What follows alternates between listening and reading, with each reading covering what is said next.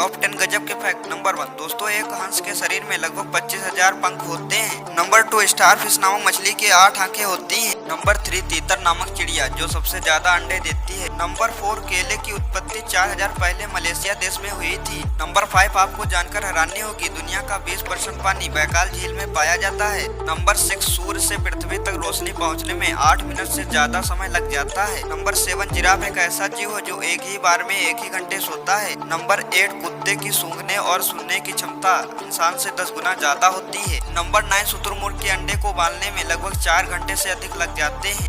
Number 10 अगर आप मकड़ी को जलाओगे तो वह बारूद की तरह आवाज करती है। दोस्तों वीडियो अगर थोड़ी सी भी अच्छी लगी हो तो लाइक एंड सब्सक्राइब और कमेंट जरूर कर देना।